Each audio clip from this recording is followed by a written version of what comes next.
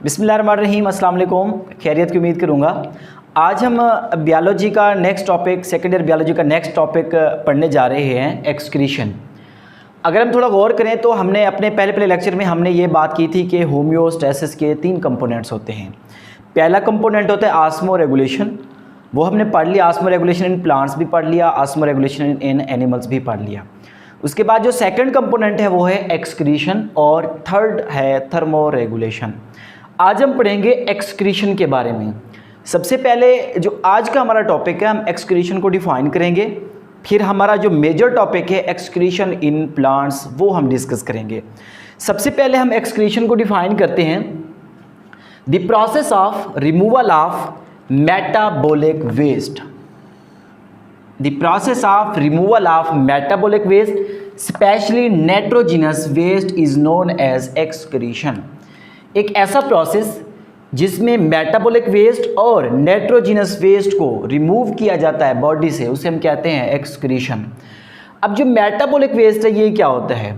Metabolic waste ऐसा waste होता है जो मेटाबॉलिज्म के दौरान क्रिएट किया जाता है या प्रोड्यूस होता है, उसे हम क्या बोलते हैं? मेटाबॉलिक वेस्ट कहते हैं। अब हमने बात की जो स्पेशली नाइट्रोजनस वेस्ट है, हम उनको बॉडी से रिमूव करवाते हैं। इसकी क्या वजह है?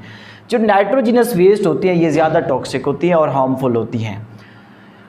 अब हमने बात की कि मेटाबॉलिज्म के दौरान जो वेस्ट प्रोड्यूस होता है उसे हम कहते हैं मेटाबॉलिक वेस्ट। अब जैसे हमारे पास कार्बोहाइड्रेट और लिपिड्स की मेटाबॉलिज्म है, इसके दौरान हमारे पास carbon dioxide plus water as a waste product produce होते हैं और इनको बॉडी से रिमूव करना लाजमी होता है। इसी तरह से अगर हम बात करें प्रोटीन्स और अगर न्यूक्लियर प्रोटीन्स के मेटाबॉलिज्म की बात करें तो इस दौरान जो हमारे पास वेस्ट प्रोडक्ट प्रोड्यूस होते हैं वो नाइट्रोजनस वेस्ट होते हैं, नाइट्रोजनस वेस्ट होते हैं। अब जो प्रोटीन्स और न्यूक्लियर प्रोटीन्स की मेटाबॉलिज्म है, इसमें जो नाइट्रोजनस वेस्ट प्रोड्यूस होते हैं वो डिफरेंट फॉर्म में होते हैं। वो हो सकते हैं या तो यूरिया या यूरिक एसिड या फिर हो सकती है अमोनिया। ये हो सकते हैं यूरिया, यूरिक एसिड और अमोनिया। ये किसकी मेटाबॉलिज्म से होते हैं? प्रोटीन्स या न्यूक्लियर प्रोटीन्स की मेटाबॉलिज्म से प्रोड्यूस होते हैं और इनको बॉडी से रिमूव करना अहम होता है ताकि जो बॉडी है अपने नॉर्मल फंक्शन परफॉर्म कर सके। तो आज का जो हमारा टॉपिक है, जो मेन टॉपिक है वो ये है कि एक्सक्रीशन इन प्लांट्स, कि प्लांट में एक्सक्रीशन कैसे होती है। ये हमारा आज का जो मेन टॉपिक है, ये हम पढ़ेंगे, एक्सक्रीशन इन प्लांट्स। ये हमारा मेन टॉपिक है आज का, कि हम ये पढ़ेंगे कि प्लांट्स में एक्सक्रीशन कैसे होती है। अब जिस तरह से एनिमल्स हैं उनमें एक्सक्रीशन होती है, उनमें भी वेस्ट प्रोडक्ट प्रोड्यूस होते हैं, इसी तरह से जो प्लांट्स होते हैं ये भी अपने अंदर वेस्ट प्रोडक्ट को प्रोड्यूस करते हैं और उसको रिमूव करते हैं एक्सक्रीशन के ज़रिए से। अब आपको पता है जो प्लांट्स होते हैं इसमें 2 मेजर प्रोसेस होते हैं। एक होता है फोटोसिंथेसिस, फोटोसिंथेसिस। सेकेंड हमारे पास है रेस्पायरेशन, रेस्पायरेशन। अब जब ये 2 प्रोसेस मुकम्मल होते हैं तो इनके मुकम्मल होने के बाद कुछ वेस्ट प्रोडक्ट प्रोड्यूस होते हैं। जिस तरह से हम बात करें अगर फोटोसिंथेसिस की, तो इसमें जो वेस्ट प्रोडक्ट प्रोड्यूस होते हैं वो एक तो ऑक्सीजन हो गई, इसके साथ साथ वाटर हो गया। ये 2 वेस्ट प्रोडक्ट होते हैं फोटोसिंथेसिस में। इसके बाद अगर हम रेस्पायरेशन की बात करें तो रेस्पायरेशन में भी 2 ऐसे प्रोडक्ट होते हैं जो वेस्ट प्रोडक्ट होते हैं। इनमें वाटर भी है, इसके साथ साथ कार्बन डाइऑक्साइड भी है। दोनों में वाटर कॉमन है, यानी वाटर जो एज अ वेस्ट प्रोडक्ट है फोटोसिंथेसिस का भी और इसके साथ साथ रेस्पायरेशन का भी। अब आपको पता है जैसे ऑक्सीजन है, कार्बन डाइऑक्साइड है, ये 2 गैसेस हो गई। अब सवाल ये पैदा होता है, जो गैसेस हैं ये वेस्ट हैं, एज अ वेस्ट प्रोडक्ट हैं, प्लांट्स इसको अपनी बॉडी से किस तरह से रिमूव करेंगे, और वाटर है इसको किस तरह से अपनी बॉडी से रिमूव करेंगे। अब ये सवाल हम इसकी बात करते हैं। अगर हम बात करें गैसेस की, कि प्लांट्स अपनी बॉडी से जो वेस्ट गैसेस हैं उनको किस तरह से रिमूव करते हैं। आपको पता है प्लांट्स में होते हैं स्टोमेटा होते हैं, क्या होते हैं, स्टोमेटा। इसके साथ साथ प्लांट्स में लेंटिसेल्स भी होते हैं, लेंटिसेल्स भी होते हैं। अब ये स्टोमेटा और लेंटिसेल्स जो होते हैं, ये जो प्लांट्स में वेस्ट गैसेस होती हैं, जैसे हमारे पास ऑक्सीजन हो गई और कार्बन डाइऑक्साइड हो गई, इनको रिमूव करवाते हैं। इसी तरह से प्लांट्स में एक और प्रोसेस होता है जिसे हम कहते हैं ट्रांसपायरेशन।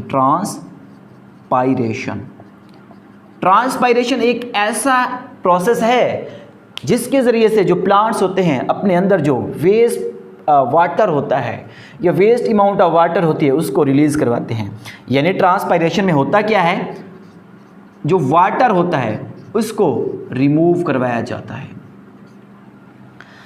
अब यहाँ तक बात समझ आ गई होगी कि प्लांट्स अपने अंदर से जो वेस्ट अमाउंट ऑफ वाटर है उसको किस तरह से रिमूव करवाते हैं। इसके साथ साथ जो गैसेस हैं, फोटोसिंथेसिस और रेस्पिरेशन के दौरान जो गैसेस प्रोड्यूस होती हैं, वेस्ट गैसेस प्रोड्यूस होती हैं, उनको कैसे रिमूव करवाते हैं, ये हमारा था। अब हम नेक्स्ट बात करते हैं कि प्लांट्स में कुछ ऑर्गन्स होते हैं जिनको हम कहते हैं एक्सक्रीटरी ऑर्गन्स। वो कौन कौन से हैं। अब हम प्लांट्स में एक्सक्रीटरी ऑर्गन्स की बात करेंगे। एक्सक्रीटरी ऑर्गन्स, हम इनकी बात करेंगे। अब प्लांट्स में 3 एक्सक्रीटरी ऑर्गन्स होते हैं। पहला जो एक्सक्रीटरी ऑर्गन है वो है लीव्स, जो सेकंड है वो है स्टेम, और थर्ड वन है रूट्स। ये क्या है, लीव्स, स्टेम और रूट्स, ये कहलाते हैं एक्सक्रीटरी ऑर्गन्स इन प्लांट्स। इनको एक्सक्रीटरी ऑर्गन्स क्यों कहते हैं, क्योंकि ये प्लांट्स में एक्सक्रीशन के प्रोसेस को कैरी करवाते हैं। अब हम इनके बारे में देखेंगे। अब प्लांट्स में कुछ लीव्स होते हैं जिन्हें हम कहते हैं एक्सक्रीटोफोर्स, एक्सक्रीटोफोर्स बोलते हैं। अब फोर्स का मतलब है लीव्स। अब यहां से हमारे पास डेफिनेशन क्लियर हो सकती है कि ऐसे लीव्स जो एक्सक्रीशन करवाएं उनको हम कहते हैं एक्सक्रीटोफोर्स। प्रॉपर डेफिनेशन अगर हम मज़ीद इसको थोड़ा एक्सप्लोर करें तो प्लांट्स में ऐसे लीव्स जो एक्सक्रीशन का प्रोसेस करवाएं या प्लांट से जो वेस्ट प्रोडक्ट है उनको रिमूव करवाएं, उनको हम कहते हैं एक्सक्रीटोफोर्स कहते हैं। अब जब ऑटम सीज़न आता है जिसे हम कहते हैं मौसम ख़ज़ां बोलते हैं, ऑटम। अब इस दौरान क्या करते हैं प्लांट्स, क्या करते हैं अपने लीव्स को शेड कर देते हैं, यानी गिरा देते हैं। अब इनके जो लीव्स का कलर होता है वो येलो कलर हो जाता है। अब येलो कलर ये नहीं है कि उनमें क्लोरोफिल की डेफिशिएंसी होगी तो उनका कलर येलो हो गया है, ऐसी बात भी नहीं है। अब होता क्या है, येलो कलर इसलिए हो जाता है क्योंकि उसमें कुछ हैवी मेटल्स या टॉक्सिक जो सब्सटेंसेस या मेटाबॉलिक वेस्ट होते हैं वो उसमें क्या हो जाता है, कमुलेट हो जाते हैं। और प्लांट्स क्या करते हैं, उनको शेड करते हैं। क्यों शेड करते हैं? To get rid from these excretory products. In products, excretory product से निजात हासिल करने के लिए उनको शेड कर देते हैं और इन लीव्स को हम कहते हैं कि एक्सक्रीटरी फोर्स कहते हैं। अब हमारा पहला ऑर्गन यानी जो लीव्स है वो कंप्लीट हो गया कि लीव्स किस तरह से अपने अंदर से एक्सक्रीटरी प्रोडक्ट को रिमूव करवाते हैं। अब हमारा है स्टेम। अब स्टेम एक ऐसा ऑर्गन है जो कि एक्सक्रीशन में हेल्प आउट करता है। यह किस तरह से करता है ये हम देखेंगे। आपको पता है ये स्टेम हो गया, इसके यहाँ पे ये बार्क होती है और इसके साथ साथ यहाँ पे वुड होती है, ये वुड हो गई। अब जो बार्क होती है यहाँ पे होती है फ्लोएम, और जो वुड होती है यहाँ पे होते हैं जाइलम वेसल्स होते हैं, जाइलम होते हैं। अब आप लोगों को पता होगा जो फ्लोएम है इसका जो फंक्शन होता है ये क्या करती है, फूड ट्रांसपोर्ट करवाती है, फूड ट्रांसपोर्टेशन। इसके बरअक्स जो जाइलम होती हैं ये वाटर कंडक्शन करवाती हैं, वाटर कंडक्शन करवाती हैं।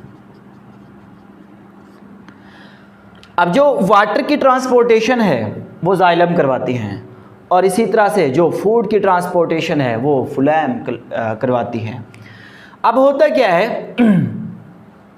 वक्त गुजरने के साथ साथ ये जो जाइलम होते हैं ये पुराने हो जाते हैं, और आपने देखा होगा, अगर आपने गौर किया होगा, जैसे वुड होती है, वुड, अब जैसे ये देख लें, अब जो ये वाला पार्ट होता है, जो सेंट्रल पार्ट होता है वो क्या हो जाता है, बिल्कुल डार्क हो जाता है। डार्क क्यों हो जाता है, क्योंकि इसमें जो जाइलम वेसल्स होती हैं वो क्या हो जाती है, नॉन फंक्शनल हो जाती हैं, यानी वो काम नहीं करती। जब ये नॉन फंक्शनल होती हैं, जो प्लांट्स के डिफरेंट ऑर्गन से जो वेस्ट मटेरियल होते हैं वो यहाँ आके अकोमुलेट हो जाते हैं, यहाँ आके अकोमुलेट हो जाते हैं। तो जो प्लांट्स होते हैं वो अपने जो एक्सक्रीटरी प्रोडक्ट्स होते हैं या वेस्ट या मेटाबॉलिक वेस्ट होते हैं वो यहीं पे अकोमुलेट करते हैं और यहीं से रिलीज़ करते हैं। ये हमारे पास हो गया स्टेम। स्टेम में हमने क्या देखा, जो स्टेम होता है यहाँ पे बार्क होती है, और इसमें क्या होते हैं, फ्लोएम होते हैं, और दरमियान में वुड होती है। वुड में क्या होती हैं, जाइलम वेसल्स होती हैं। जाइलम क्या हो जाती है, जब नॉन फंक्शनल हो जाती हैं, तो नॉन फंक्शनल हो जाते हैं, जो प्लांट्स के डिफरेंट जो बाकी जो पार्ट्स होते हैं वहाँ से जो मेटाबॉलिक वेस्ट होता है वो यहीं आके एक्युमुलेट होता है, यानी जमा होता है, फिर यहीं से ये इसको क्या कर देते हैं, रिमूव कर देते हैं। इसके बाद हमारे पास है थर्ड आर्गन। थर्ड आर्गन है हमारे पास रूट्स।